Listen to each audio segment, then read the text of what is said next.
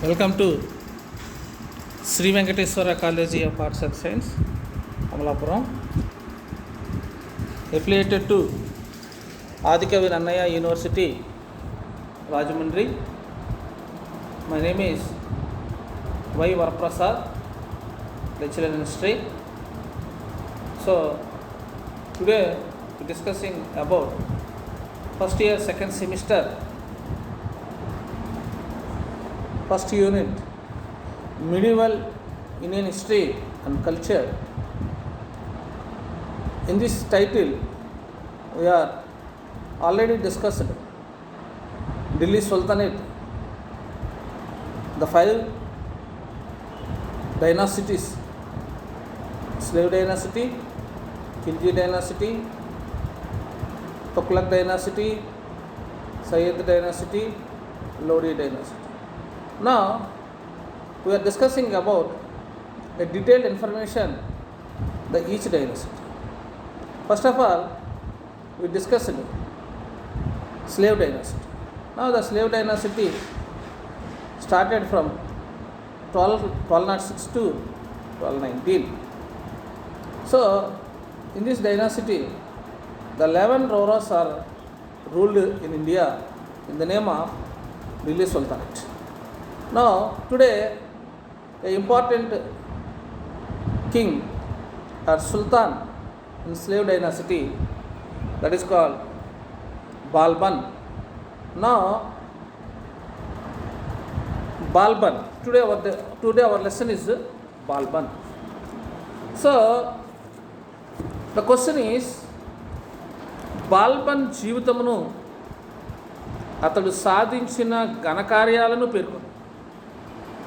ఢిల్లీ సుల్తానేట్కు అతడు చేసిన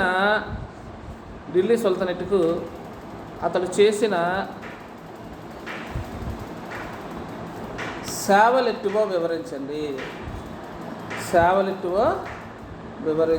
లేదా బానిస వంశంలో బానిస చక్రవర్తుల్లో బాల్బన్ స్థానం ఎట్టిది? It's very important. బాల్బన్ స్థానము ఎట్టిది? So his full name is Ghiyasuddin Balban. His full name is Ghiyasuddin Balban. He ruled 1266 actually. So here in the screen 1265, but he is occupied the throne 1266 to 87, nearly 21 years or 22 years.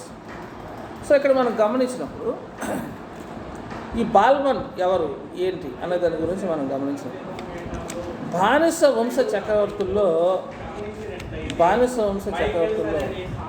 గొప్పవాడు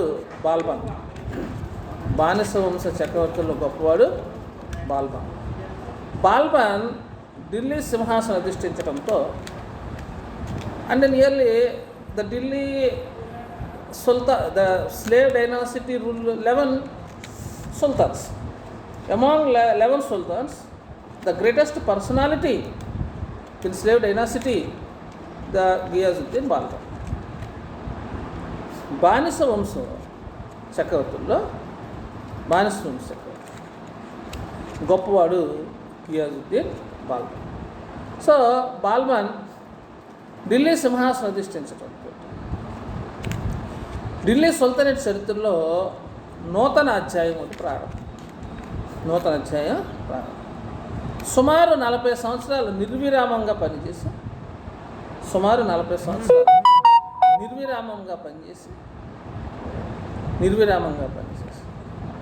ఢిల్లీ సుల్తానేట్కి సుస్థిరమైన స్థానాన్ని తీసుకొచ్చారు. మనం చూసాం, Delhi sultanate స్థాపకుడు, బానిస వంశ స్థాపకుడు కుతుబుద్దీన్ ఐబక్. ఆ తర్వాత దాన్ని నిర్మించిన వాడు ఇల్టుట్మిష్. దాన్ని సుస్థిరం చేశాడు. The starting and build and extend and stability. So these are 3 points is there. స్థాపించిన వాడు కుతుబుద్దీన్ ఐబక్, నిర్మించిన వాడు ఇల్తుత్మిష్, దాన్ని సుస్థిరం చేసి విస్తరించిన వాడు Ghiyasuddin Babar. Is nearly ruled. Actually చెప్పాలంటే మనం ఇతను 40 సంవత్సరాలు నిర్విరామం, అంటే 22 సంవత్సరాలు అన్నాడు. కానీ అంతకుముందు is acted so many post in Delhi sultanate. అదేంటనేది విల్ డిస్కస్. ఇక్కడ మనం చూసినప్పుడు సుమారు 40 సంవత్సరాలు నిర్విరామంగా పనిచేసి ఢిల్లీ సుల్తానేట్కు సుస్థిరతని, తగిన రక్షణని ప్రసాదించి శాంతి భద్రతలు నెలకొల్పి రాజరికపు ఔన్నత్యాన్ని చాటిన యోధుడు బాల్బన్. రాజరికపు ఔన్నత్యాన్ని చాటి, రాజరికపు ఔన్నత్యం అంటే the royalty of the honour.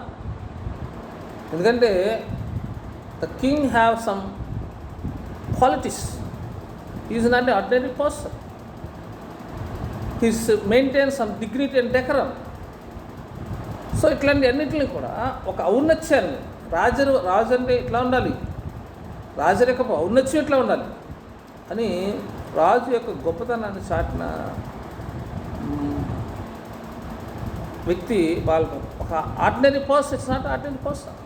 అందువల్ల ఇక్కడ it's a great scholar and professor says R Satyanandayya garu అన్న పండితుడు ఈజ్ ఎ ప్రొఫెసర్. ఏం చెప్తున్నాడంటే, ఆయన మాటల్లో చెప్పాలంటే is a scholar, is a research about Balban. దినదిన ప్రవర్ధమానం చెంది దినదిన గండముగా గడుపు ఢిల్లీ సుల్తానేట్కి మధ్య వారది. సో రోజు రోజుకి అభివృద్ధి చెందుతుంది. One side and second side and another side రోజు ఈ గండం ఏ రోజు ఎలా గడుస్తుందో బాబు అని. So have a one coin the head and tail. అట్లాగే ఇక్కడ ఢిల్లీ సుల్తానేట్ కూడా ఒకరోజు బాగుంటుంది, మళ్ళీ రోజు అంటే ఒకరోజు అభిరుచి, ఒకరోజు శత్రువులు దాడి. ఇలాంటి సమయంలో దాన్ని రెండింటిని బ్యాలెన్స్ చేస్తున్నాడు ఎవరు అంటే బాల్బన్. దాని రెండింటిని బ్యాలెన్స్ చేస్తున్నాడు ఎవరంటే Balban. Is a link between the struggling sultanate and his an expensive career. అలాంటి వాడు Ghiyasuddin Balban. Know his early life. What about his early life? Ghiyasuddin Balban యొక్క జీవితం ఎలాగున్నది అనే దాని గురించి మనం గమనించినప్పుడు, ఈ గియాజుద్దీన్ జీవితం ఎట్లా ఉన్నదని మనం గమనించినప్పుడు, బాల్బన్ యొక్క జీవితం. Balban also is a Muslim and is a Turk nation. Balban ఒక ముస్లిము, అలాగే తుర్క్ జాతికి చెందినవాడు. అలాగే ఎల్బారీ తెగకు చెందిన, ఆల్రెడీ మనం చూసాం ఎవరు ఎల్బారీ తెగకు, ఇల్తుత్మిష్. ఆ ఇల్తుత్మిష్ ఏ తుర్క్ జాతిలో ఎల్బారీ తెగకు చెందినవాడే. అలాగే ఇక్కడ బాల్బన్ కూడా ఇల్తుత్మిష్ వలే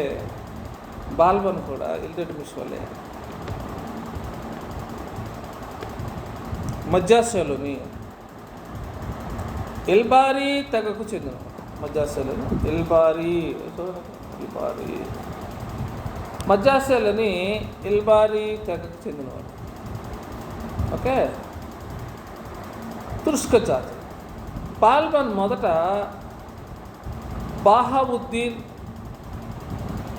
బాల్బన్ మొదట పేరు బాహావుద్దీన్. వీళ్ళు చాలా డబ్బున్న వాళ్ళు. వీళ్ళ నాన్నగారు మద్రాసియాలో ఒక చిన్న సంస్థానానికి, నేటివ్ స్టేట్, ఒక చిన్న రాజ్యం అని చెప్పుకోవాలి. ఆ రాజ్యానికి రాజుగారు అన్నమాట. అయితే ఈ రాజ్యానికి రాజుగారు అయితే మరి ఇలా బానిస అయ్యాడు అనే దాని గురించి మనం చూసినప్పుడు, బాల్బన్ మొదటి పేరు బాహావుద్దీన్.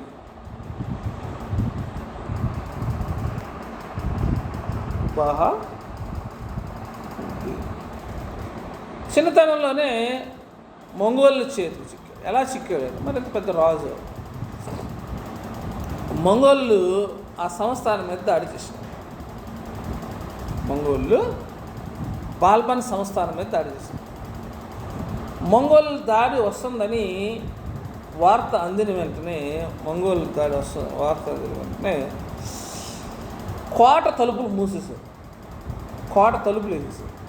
మంగోలు లోపలికి రాకుండా ఉండడం కోసం కోట తలుపులు వేసేసారు. అయితే ఈలోపు ఈ బచ్చా బాల్బన్ గారు ఆడుకుంటూ చిన్నతనంలో బయటకు వచ్చారు. అది సైనికులు గమనించాల.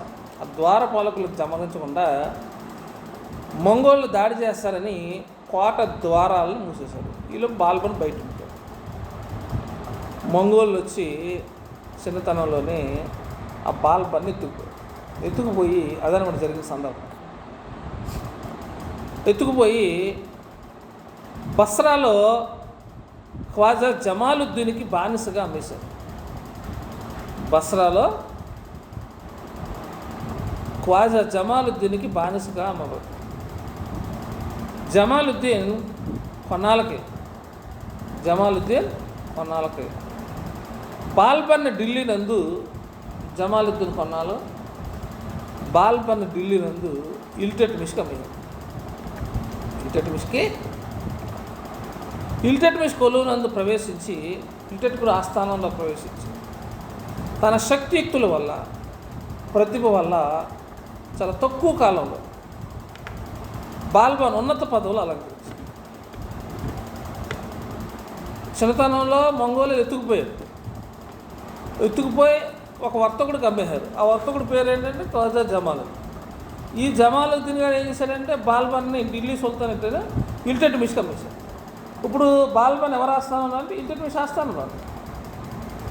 ఇల్టెట్మిష్ ఆస్థానంలో ఉన్నాడు. ఈ ఇల్టెట్మిష్ ఆస్థానంలో ఉన్నప్పుడు అతని శక్తి సామర్థ్యాన్ని ఉపయోగించి ప్రతిభ వల్ల తక్కువ కాలంలోనే బాల్బన్ ఉన్నత పదవులు అలకుడు.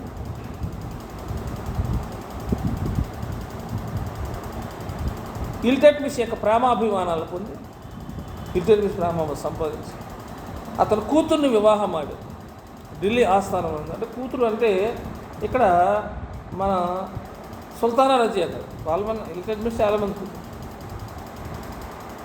అలా అతను కూతురు వివాహం ఆడి ఢిల్లీ ఆస్థానం అందు చిహల్గనీ అలా నేను చెప్పాను. ఇల్టెట్మిష్ కాలం the 40 band the crops of 40 Turk nobles అన్న. నోబుల్ అంటే ప్రముఖమైన. What's meaning of the noble is a శ్రేష్టమైనది అని అర్థం, ప్రముఖమైనది అని అర్థం. దానికంటే ఇంకా సుపీరియర్ ఏది లేదు. అందువల్ల ఇక్కడ మనం గమనించినప్పుడు బాల్బన్ చిహల్గనీని ఏర్పరచడంలో 40 మంది సర్దార్లు, ఆ 40 మంది సర్దార్లు చక్రవర్తిని తమ చెప్పు చేతల్లో పెట్టు బాల్బన్ సభ్యుడే.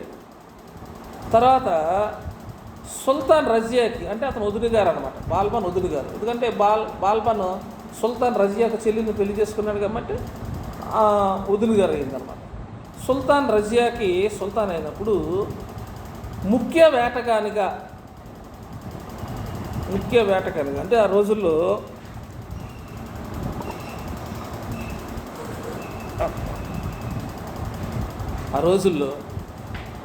రాజులు రాణులు విహారయాత్రలకి వేటలకు వెళ్ళేవారు కాబట్టి వాళ్ళకి రక్షణ కోసం అనేసి ఒక body guards like as today we have bouncers అట్లా వెళ్ళి ఇలా సుల్తానా రజియాకి ముఖ్య వేటగానిగా నుండి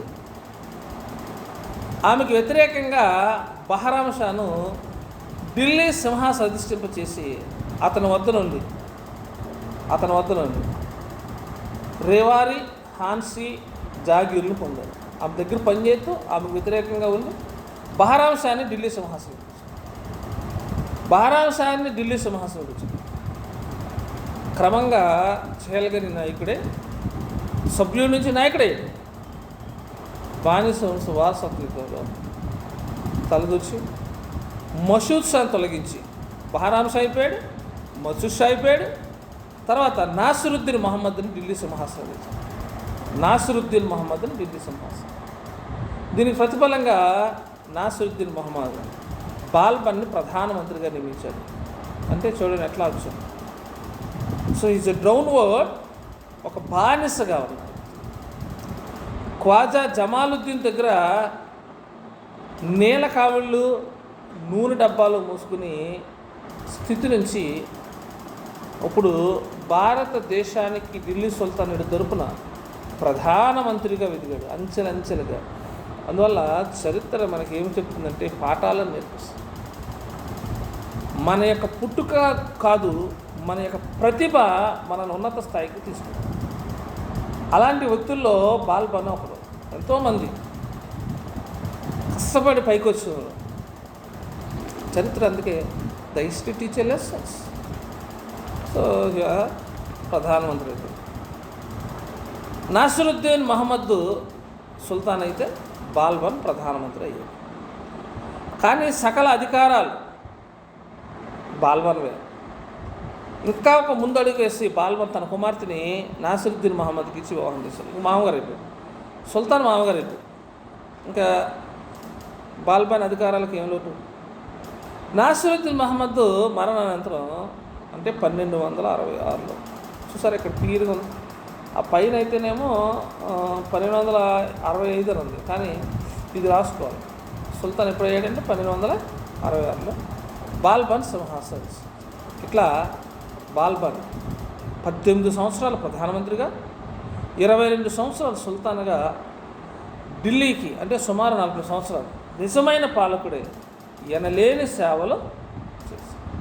చూడండి ఇక్కడ లేన్ఫుల్ అనే చరిత్రకాడు ఏమంటాడు అంటే బాల్బన్ గురించి, లేన్ఫుల్ అనే చరిత్రకాడు ఏమంటాడు అంటే బాల్బన్ గురించి, బానిసగాను, నీళ్లు మోయవానిగాను, వేటగానిగాను, సైన్యాధిపతిగాను, రాజకీయవేత్తగాను, సుల్తాన్గాను జీవితం గడిపిన బాల్బన్ ఢిల్లీని పాలించిన ప్రముఖ రాజుల్లో చెప్పుకోదగినవాడు. లేన్ఫుల్ Balban the slave, water carrier, huntsman, general, statesman and sultan was one of the most striking figures among many notable men in the long line of the kings of Delhi. నీల కావులు మోసుకునేవాళ్ళు, వేటగానిగా, a soldier, a commander, a politician, ఇలా చెప్పుకుంటూ పోతే సుల్తాన్, ఇలా అనేకమైన పదవులు ఒక చిన్న స్థాయి నుంచి వచ్చింది సుల్తాన్. ఇది బాల్బన్ యొక్క జీవితం. సో బాల్బన్ సుల్తాన్ అయినప్పటికీ what are the conditions in India and Delhi sultanate in India? ఎందుకంటే ఢిల్లీ సుల్తానేట్ ఆల్రెడీ దేవారు, but in India Balban sultan అయ్యేటప్పటికి దేశ పరిస్థితులు ఎట్లా? బాల్బన్ సుల్తాన్ అయినప్పటికీ బాల్బన్ సింహాసనం అధిష్ఠించినప్పుడు ఢిల్లీ రాజ్యం, బాల్బన్ సుల్తాన్ అధిష్ఠించినప్పుడు ఢిల్లీ రాజ్యం అనేక సమస్యలకు లోను, క్లిష్ట దశలో ఉంది, చాలా భయంకరమైన పరిస్థితుల్లో బాల్బన్ సింహాసనం అధిష్ఠించడం. It's not any flower bed, అది ఒక పూల పానుపులాగానే, ఒక ముళ్ళ పొదలాగా.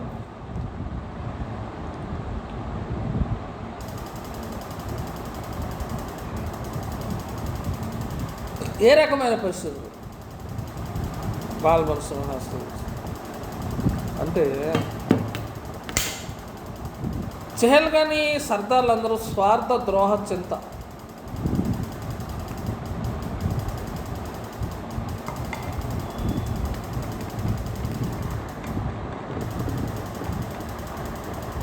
చెహల్గానీ అంతా ఎలా ఉందట? చెహల్గన్ల సర్దార్లు స్వార్థం, ద్రోహచింత, అధికార వ్యామోహం ప్రబలి సుల్తాన్కి అవిధేయుడు ప్రవర్తిస్తుంది. అసలు ఈ చెహల్గాని ఏర్పాటు చేసింది ఎవడం? ఈ చెహల్గానిలో సభ్యుడు ఎవడం? ఈ చెహల్గానిలో నాయకుడు ఎవడం? అదే చెప్తున్నాను, నిప్పు తగిలితేనే కానీ గొప్పు తగలదని, నిప్పు తగిలితేనే కానీ గొప్పు తగిలితేనే కానీ నిప్పు తగలని. ఉన్నవాడు తింటే సూడిది, లేనోడు తింటే బాబాక్రం అన్నట్టుగా. ఉన్నవాడు చేస్తేనేమో శృంగారం, లేనోడు చేస్తే వ్యభిచారం అన్నట్టుగా. ఒకప్పుడు వీడు బాల్బన్ చెహల్గానీలో సభ్యుడిగా ఉండి చెహల్గానీ నాయకుడు అయ్యాడు. అప్పుడు సుల్తాన్ని తమ చెప్పు చేతల్లో పెట్టుకునేవారు. ఇప్పుడు ఈయన సుల్తాన్ అయ్యాడు. మరి ఇప్పుడు ఈయన్ని మరి చెహల్గానీలో ఉన్న వాళ్ళు ఆడేస్తుంటే ఆడ్డా అంటే తన దాకా వస్తేనే కానీ తెలీదా? అది ఇక్కడ పరిస్థితి ఎట్లా ఉందంటే తన దాకా వస్తేనే కానీ తెలియదు అన్నట్టుగా. చెహల్గానీ సర్దార్లు ఎందు స్వార్థం, ద్రోహచింత, అధికార వ్యామోహం అప్పుడు అంతకుముందు లేవేంటి?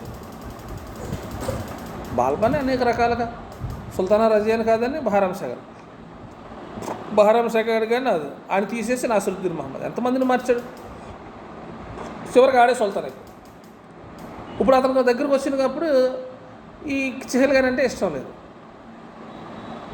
సో చాలా కొన్ని పరిస్థితులు మనం కల్పించుకున్న మనల్ని ఇబ్బంది పెడుతూ ఉంటాం. ఇది బాల్బన్ జీవితం మనకు ఒక ఉదాహరణ. ఏర్పాటు చేశాడు చెహల్గానీని. తర్వాత ఇతను సుల్తాన్ అయినప్పుడు వాళ్ళే తలనొప్పిగా మారారు. ఈ చెహల్గానీ సర్దార్లు ఎందు ద్రోహం, స్వార్థం, అధికార వ్యామోహం. ఢిల్లీ పరిసర ప్రాంతాలు మియా అనే దారి దోపిడీ దొంగలకు లోను. ఢిల్లీలో దొంగలు ఎక్కువైపోయారు. మియాం కాదు, పిల్లి కాదు, మియా అనే దారి దోపిడీ చాలా ఇంపార్టెంట్ పాయింట్. మనల్ని చాలా కాంపిటేటివ్ ఎగ్జామ్స్ని అడిగాడు. బాల్బన్ కాలంలో ఢిల్లీలో దారి దోపిడీ ముఠాన్ని ఏమంటారో అంటాడు, మియా. అలాగే రాష్ట్ర పాలకులు ఢిల్లీ సుల్తానేట్ బలహీనత. ఢిల్లీ సుల్తానేట్ బలహీనత ఆసరాగా తీసుకుని స్వతంత్రులు కాదలిచి తిరుగుబాటు చేసి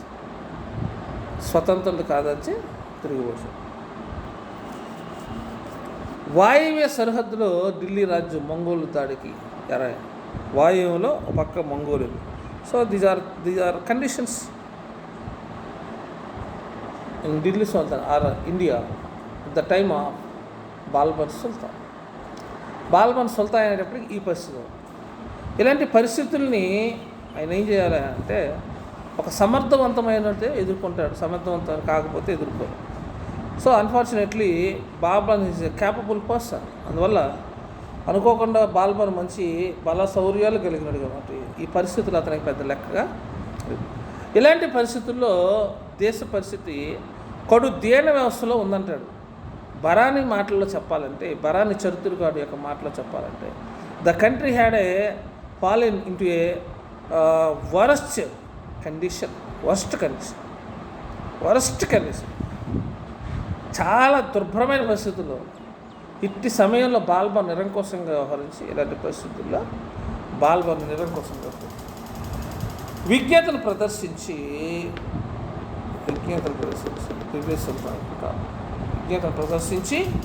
ఢిల్లీ సుల్తానేట్ని కాపాడాడు. ఎలా కాపాడాడు? What are the measures? ఏ రకమైన ప్రమాణాలు తీసుకున్నాడు అంటే, మొదట తన కర్తవ్యం ఏంటంటే ఆ చెహల్గానీని నిర్మూలన చేయాలి. పార్టీ బ్యాన్ నిర్మూలన చేయాలి. అదే చేశాడు. చెహల్గానీ నిర్మూలన. సుల్తాన్ అధికారానికి ముఖ్యంగా అధికారం ముఖ్య ప్రతిబంధకంగా ఉంది. ప్రతిబంధకం అంటే హడిల్, అడ్డుగా ఉంది, ఆటంకంగా ఉంది. ప్రతిబంధకంగా ఉన్న చెహల్గానీ సర్దార్లను అనుష్ఠకు బాల్బన్ అనేక చర్యలు తీసుకున్నారు. వాళ్ళు అనిస్తేనే కానీ ఇతర సర్వాధికారాలు, లేకపోతే రోజు వాళ్ళు చెప్పినట్టుగా తానంటే తందానాలి. వాళ్ళు అడ్డు లేదనుకోండి, ఇతను సొంత నిర్ణయాలు తీసుకోవచ్చు. అది ఇక్కడ కాదు. ఈ చెహల్గానీలో ఉన్న 40 మంది ఏం చేస్తున్నారంటే సర్దార్ని తమ చెప్పు చేతుల్లో పెట్టేసుకున్నారు. వాళ్ళు ఆడమన్నట్లే ఆడదు. ఇతనికి సొంత అధికారాలను తీసుకుని నిర్ణయాలు తీసుకున్నారు. అందువల్ల చెహల్గన్ నిర్మూలించాలి. There is no option. The remove of Chehalgan, the party ban. అదే చేశాడు బాల్బన్. సుల్తాన్ అధికారమునకు ప్రతిబంధకంగా ఉన్న చెహల్గని సర్దార్ను అణచుతాడు. బాల్బన్ అనేక చర్యలు జూనియర్ సర్దార్లని ఉన్నత పదవులందు నియమించి వారికి చెహల్గనితో పాటు సమాన హోదా ప్రతిపాదించారు. సో ఇప్పుడు ఎవరినన్నా ఒకరిని అనచాలంటే ఇంకొకరిని ఎవరిన పైకి తీసుకురావాలి. That is the strategy. ప్యారలల్గా ఇంకొకరిని, ఇప్పుడు ఒకరిని తిట్టమంటే ఇంకొకరిని పొగడాలి. ఇది ఒక పెద్ద లాజిక్, పిచ్చిమాల లాజిక్. పనిచేసేవాడిని చేయడం. ఆల్రెడీ వాళ్ళు ఉన్నారు కదా, వాళ్ళని వాడుకోవచ్చు కదా. అది కాదు స్ట్రాటజీ. అదే చెప్తుంది. అది అక్కడ కూడా అంతే అన్నారు కదా. మన నాజిజము ఫ్యాసిజం కూడా అంతే. వ్యక్తి కాదు శాశ్వతం, సంస్థ అంటే మొక్కండి. సంస్థ ఏముంటుంది? వ్యక్తులు లేకపోతే సంస్థలు ఏమి పెడతారు? సో అందులో కాంగ్రెస్ సడకనాకపోవడానికి కారణం ఏంటి? అదే ఢిల్లీ లేడీ సోనియా గాంధీ. ఆమె ఆ ఫ్యాసిజం నాసిజం సిద్ధాంతాలు ఆమెలో నరనరాల్లో జీర్ణించుకుపోయినాయి. అందుకని ఎవరిని పడితే ఆయన్ని పక్కకి గెంటేసింది. దాంతో జగన్మోహన్ రెడ్డి బయటకు వచ్చి ఇప్పుడేమో చక్కగా ముఖ్యమంత్రి అయ్యాడు. అదే మడుక్కు తింటుంది, అడుగుడుకు. అది సో తప్పు. అది వ్యక్తి లేకుండా సంస్థ లేదు. అందుకనే అరిస్టాటిల్ అంటాడు, గ్రేట్ స్కాలర్, గొప్ప genius, the man is a social animal. మానవుడు సంఘజీవి. Without human being there is no society, there is no country. మనిషి లేకపోకుండా నువ్వేం చేస్తావా? మనుషులు హోటల్ పెట్టావు, తినడానికి రావాలి కదా. నా హోటలే ముఖ్యమంటే అటు తినడానికి తినడానికి రాకపోతే వండుకున్నాయని పడేస్తావా?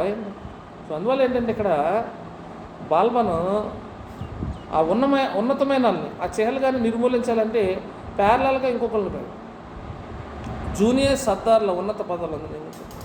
వారికి చెహల్గనితో పాటు సమాన హోదా ప్రతిపత్తి.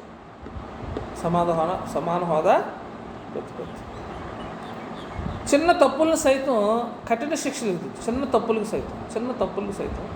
కఠిన శిక్షలు విధించి చెహల్గని సర్దారులు నేలరాచారు. ఉదాహరణకు మనం చూసినప్పుడు 2-3 ఉదాహరణలు చెప్తాం. అయోధ్య పాలకుడైన అమీర్ ఖాన్ బెంగాల్ నందు తిరుగుబాటు చేసి తుగ్లక్ ఖాన్ని అణచలేదని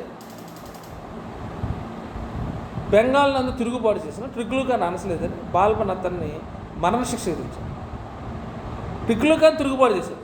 ఆయన అణచమని అమీర్ ఖాన్ని పంపించాడు. అమీర్ ఖాన్ తుగ్లక్ ఖాన్ని అణచలేకపోయాడు.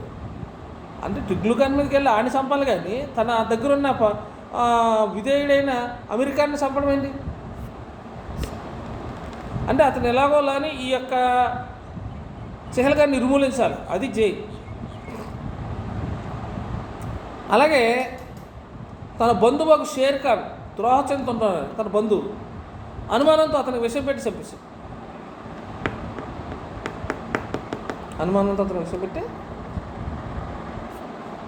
న్యాయ నిర్వహణలో నిష్పక్షపాతంగా వ్యవహరించారు. పరిపాలన సమర్థవంతతకు, శాంతి భద్రత పరిరక్షణకు పరిపాలన వ్యవస్థను పునరుద్ధరించారు. ఇట్లా చెహల్గనిని సర్వనాశనం అనేసి బాల్బన్ తన అధికారాన్ని సుస్థిరం చేసుకోవాలి. This the first part, the remove of చెహల్గని. రెండవది ఏంటంటే గూఢచారి వ్యవస్థ, intelligence department. It's very important. గూఢచారి వ్యవస్థ అనేది చాలా. గడాఫీ గారు 40 మందిని 50 మందిని పెట్టుకునేవాడండి. అందరూ ఆడపిల్లలే. మళ్ళీ ఒకళ్ళు ఉన్నప్పుడు ఇంకొకళ్ళు ఉంచేవాడు కాదంట, తరచూ మార్చేస్తుండేది. సో అలా ఇక్కడ గూఢచారి వ్యవస్థ. పరిపాలన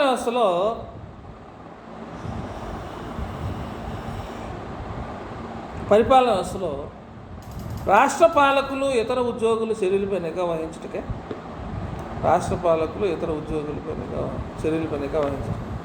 బాల్బన్ సమర్థవంతమైన గూఢచారి దళాన్ని నియమించారు. వీరికి ఎక్కువ జీతాలు చెల్లించారు. కానీ గూఢచారులు ఎవరైనా విధులు సక్రమంగా నిర్వహించడం వల్ల గూఢచారులు ఎవరైనా సరే సక్రమంగా విధులు నిర్వహించగలరు, వారికి సైతం కఠిన చర్యలు విధించు. వాళ్ళకి ఎక్కువ జీతాలు ఇచ్చేవాడు, కానీ ఆడు సరిగ్గా పని చేయకపోతే వాళ్ళకు కూడా కఠిన చర్యలు. ఉదాహరణ మనం చూసినప్పుడు బదన్ చెందిన ఒక గూఢచారు బదన్, ఆ రాష్ట్ర పాలకుడైన మాలిక్ మక్బుక్ ప్రవర్తన గురించి సరిగ్గా చెప్పలేదు. ఎవరో బదన్ అనే గూఢచారి ఎవరి గురించి? మాలిక్ మక్బుక్ గురించి. ఆడు తిరుగుబాటు చేస్తాడు, ఆడు రాజు అంటే సుల్తాన్ అంటే వాడికి పట్టలేదని బడన్ ఎవరికి చెప్పాలి? బాల్బన్కి చెప్పాలి, కానీ చెప్పలే. ఇప్పుడు ఆడిని శిక్షించలేదు, గూఢచారిని దళాన్ని అని తీసుకొచ్చి బదర్ని తీసుకొచ్చి ఉరి తీసేసి నగర ద్వారానికి వేల తీశారు. ఈ గూఢచారి దళమే బాల్బన్ నిరంకుశ విధానాన్ని అమలు జరిపిన ముఖ్య సాధన. సో ఇదే మనకి ముఖ్యమైనది. ఇప్పుడు మన యొక్క రాష్ట్రంలో ఈ యొక్క వాలంటరీ దళం వాలంటీర్లు అంటాం, అదే ఇది. సో చరిత్ర ఎప్పుడు పునరావృతం అవుతుంటుంది. అది వాళ్ళు పూర్వకాలంలో జరిగిన ఎన్ని మంచి మంచి పనులన్నీ తీసుకుని వాళ్ళు ఇంప్లిమెంటేషన్ చేసుకుంటారు. అధికారి తన అధికారం సుస్థిరం చేసుకోవాలంటే అతని పాలన గురించి ఎవరు ఏమనుకుంటున్నారో తెలియాలి. అప్పుడే అతను తన పరిపాలన సరిదిద్దుకుంటాడు. మూడవదిగా మనం చూసినప్పుడు సైనిక సంస్కారం. బాల్బన్ నిరంకుశ విధానాన్ని విజయవంతం చేసింది సైనికుడు. బాల్బన్ నిరంకుశ విధానాన్ని విజయవంతం చేసింది సైనికుడు. సైనిక దళమందు ఎట్టి విప్లవాత్మకమైన సంస్కరణలను చేయనప్పటికీ బాల్బన్ అనుభజ్ఞులైన విశ్వాసపాత్రులైన వారిని నియమించి వారికి ఎక్కువ జీతం ఇచ్చారు. సైనిక దళాలను ఒక మంత్రి ఆధ్వర్యంలో ఉంచుతుంది, క్రమశిక్షణ అప్రమాదం. 4వ పాయింట్ మియాల నిర్మూలన. చెప్పాం కదా, ఢిల్లీ పరిసర ప్రాంతాల్లో దొంగలు మియాలు. ఢిల్లీ పరిసర ప్రాంతాల్లో పట్టపగలే దారి దోపిడీ చేయి, పట్టపగలే దారి దోపిడీ చేయి.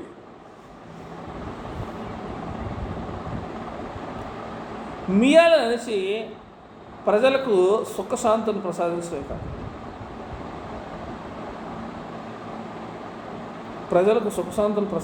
కాదు, దేశీయ వాణిజ్యముకు ఏర్పాటును బెదరతొలగి, దేశీయ వాణిజ్యానికి ఏర్పడిన బెడదంటే భయాన్ని తొలగి.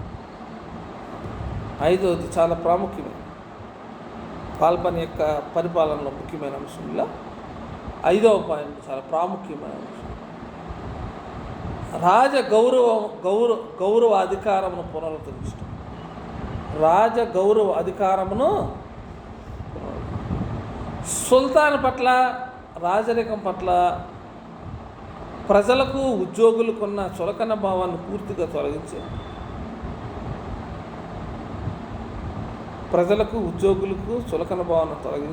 ఎవరి పట్ల? రాజు పట్ల, రాజరికం పట్ల ప్రజలకి, ఉద్యోగులకి ఉన్న చులకన భావాన్ని పూర్తిగా తొలగించి వారిలో సుల్తాన్ పట్ల భీతి గౌరవాలు కలిగించి, భయము గౌరవాలని కలిగించి, రాజరిక ఔన్నత్యమును దర్పమును నెలకొల్పుటకు బాల్బన్ అనేక చర్యలు గైకొన్నాడు. అవేంటంటే మొదలైనవి వెరీ ఇంపార్టెంట్. అదే మన రాజరిక ఔన్నత్యం అన్న ఇస్లాం మత సూత్రమైన సమతాభావానికి సూచిస్తుంది. It's unequal ideology. Islam మతం ఏం చెప్తుందంటే సమతాభావం, అందరూ సమానం. దాన్ని స్వచ్ఛప్పి రాజు పేద, ధనిక పేద అట్లాంటి సంబంధం లేదు. రాజు దైవాంశ సంభూతుడైన భావం, నూతన విధానం అనుసరించి జిల్లీ ఇలాహే అనే బిరుదును వహించండి. జిల్లీ ఇలాహే అంటే ఏంటంటే ద షాడ్ ఆఫ్ గాడ్. రాజు దేవుని యొక్క ప్రతినిధి, దేవుని యొక్క రూపం, దేవుని యొక్క నీడ, జిల్లి ఇలాహే అనే బిరుదుని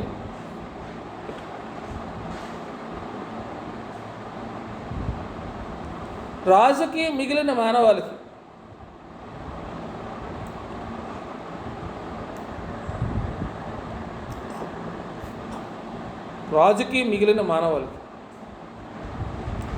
ఎట్టి పోలిక లేదని, ఎట్టి పోలిక లేదు. రాజు హృదయం భగవంతు అనుగ్రహమని, భగవంతుడు అనుగ్రహించిందని, భగవంతునికే స్థానమని ఆయన విశ్వసించారు. ఈ పోస్ట్ ఎవరిచ్చారంటే నాకు రాజు ఇచ్చారు. అలా కానీ తురుష్క పురాణ గాథల్లోని వీర పురుషులైన, కానీ తాను తురుష్క పురాణ గాథల్లోని వీర పురుషులైన అప్రిసియబుల్ సంతతి వాడిని అని చెప్పుకుని తన ఔన్నత్యాన్ని ఇంకా పెంచుకో, అనేక పారసిక రాజ మర్యాదల్ని తన ఆస్థానం అందు ప్రవేశపెట్టి, ఇవేంటయ్యా అంటే సాష్టాంగ దండ సిద్ధి అంటారు. సుల్తాన్ పాదాలను కానీ సింహాసనాన్ని కానీ ముద్దు పెట్టుకుంటాం. పెబోస్ ఉంటుంది, పెబోస్. నవరోజు పండుగ జరుపుకుంటాం. నవరోజు అనేది పారసికత. ఇలాను రాజరికపు రాజసమును పెంపొందించడానికి ఎల్లప్పుడూ చివరికి తన సేవకులు ఎదుటి సైతం రాజు దుస్తులను కనిపించేవారు. అని రాజరిక ఔన్నత్యం చూడండి. ఇప్పుడు ఒక మిలిటరీ డిపార్ట్మెంట్ ఉంటుంది, ఎలా దాంట్లో ఎక్కడ ఉంటుంది పవర్ దానికి అంటే ఆ డ్రెస్లో ఉంటుంది. ఆ డ్రెస్ తీసేసి అటు లింగి పెంచి కట్టుకున్నాను ఆడికి నీకు తేడా ఉంటుంది. అలాగే ఇక్కడ రాజరికపు రాజసాన్ని పెంచడానికి ఎల్లవేళ్ళ చివరికి తన సేవకులు ఎదుటకు సైతం రాజదుస్తులను సేవకులను రాశాడు. ఇక్కడ ఇంకా కొన్ని డీపెస్ట్ పుస్తకాల్లో మనం చూస్తే తన పడక గదిలో భార్య ముందు కూడా రాజదుస్తులతోనే ధరించేవాడు. ఎందుకంటే ఒకవేళ తన భార్య తనను చులకనగా చూస్తుందేమో అని. అది రాజరికపు ఔన్నత్యం అన్నమాట. అలా తనెవరితోనూ ముఖిగా సభాముఖంగా తప్ప ఎక్కడ మాట్లాడేవాడు కాదు. అనగా మితభాష, చాలా మితభాష. సమాముఖంగా కానీ నలుగురిలో కానీ పరిహసించుట కానీ నవ్వుట కానీ బాధపడటం కానీ చేయలేదు. ఒక విధంగా చెప్పాలంటే సభలో ఎవరో నవ్వినా సహించేవాడు కాదు. బహుశా నవ్వు 4 విధాలు చేయటనే భావన. ఎంత దారుణమైన విషయం అంటే తన కొడుకు చనిపోయిన తర్వాత, పెద్ద కుమారుడు మంగోలు దాడిలో చనిపోయినప్పుడు సైతం సభాముఖం తన బాధ వ్యక్తం చేయలేదు. చాలా హుందాతనంగా వ్యవహరించాడు. అది రాజరిక ఔన్నత్యం. కులహీనులన్న అతని గిట్టతో ఉన్నత వర్గ జన్మించిన వారికే ఉన్నత పదవులు ఇచ్చాడు. తాను మద్యపానం కానీ జోదం కానీ చెడు అలవాట్లను విస్మరించి వారి దేశం అంతటా కూడా నిషేధించాడు. అలాంటి చెడు అలవాట్లకి ఇక్కడ కూడా పొలం. ఇది రాజరిక ఔన్నత్యం. ఇక తిరుగుబాట్లు మనం చూద్దాం. రాజ్య విస్తరణ కంటే రాజ్య సుస్థిరత బాల్పని రాజకీయ విధానంలో ఎక్కడైతే ఎవరెవరో తిరుగుబాటు చేశారో ఆ తిరుగుబాట్లన్నీ సమర్థవంతంగా కలిసేసారు. ముందుగా అయోధ్య, గంగా, యమున అంతర్వేదుల్లో తిరుగుబాటు జరిగాయి. ఇక్కడ అంచేసి దాన్ని సమర్థవంతంగా శాంతి భద్రతను నెలకొల్పారు. అలాగే కటేహార్ అనే ప్రాంతంలో రాజులు తిరుగుబాటు చేసినారు. అతి క్రూరంగా అనిచేసి మొత్తం మొఘాళ్ళందరినీ పూర్తిగా వదిలించి ప్రజల్లో భయభ్రాంతులు సృష్టించారు. ఈ దారుణ చేయ అనంతరం కటేహార్ వాసులు తలెత్తుకోలేదు. అలాగే బెంగాల్నందు తిరుగుబాటు, తుగ్లక్ తిరుగుబాటు. బెంగాల్నందు తుగ్లక్ తిరుగుబాటు అని చేసి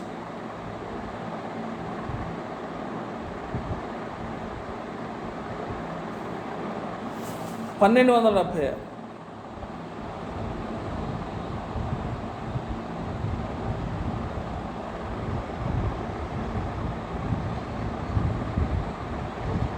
ఏడవదిగా మంగోలుల దాడి. ఇల్టట్మిష్ కాలం నుండి ఢిల్లీ సుల్తాన్ మంగోళ్ళు దాడి. ఈ మంగోళ్ళు ఆ అనేక మంది భారతదేశ సరిహద్దుల మీద, వాయు సరిహద్దు. సో దీనిలో అతిక్రమించడానికి తన కుమారుడు పంపించాడు, పెద్ద కుమారుడు మొహమ్మద్ అంటే బాల్బన్కి చాలా ప్రేమ. 1279లో మంగోలు దాడిలో తిప్పికొట్టారు. మరలా 1285లో తైమూర్ నాయకత్వంలో మొఘల్ భారతదేశం మీద మొహమ్మద్ చనిపోయింది. పెద్ద కుమారుడు అయితే మహమ్మద్కి ఎంతో ప్రేమగా మండి ఆ మరణ వార్త విని చాలా బాధపడ్డాడు. కృంగిపోయి అర్ధరాత్రులు తన యొక్క మేడ గదిలో బోర్ను విలపిస్తూ ఉండి ఆరోగ్యం క్షీణించి 1287లో మరణించాడు. ఇట్లా మంగోలు దాన్ని ఎదుర్కొంటానికి. నెక్స్ట్ సారస్వతమ్మ, మంచి కళాపోషకుడు. తన స్థానంలో అమీర్ హసన్లు మొదలు పండితులు ఉన్నారు. ఇక గణితగా వంశించినవాడు చెహల్గాని నిర్మూలించి రాజరికమునకు ఔన్నత్యం ప్రసాదించాడు బాల్బన్. అంతేకాదు ఇతను పరిపాలనా వ్యవస్థ చెక్కు చెదరలేదు. ఇదే తర్వాత కాలంలో అల్లావుద్దీన్ ఖిల్జీకి మార్గదర్శకంగా మారింది. సో ఇది మనం బాల్బన్కు సంబంధించిన ప్రాముఖ్యమైన విషయం. సో జాగ్రత్తగా చదివి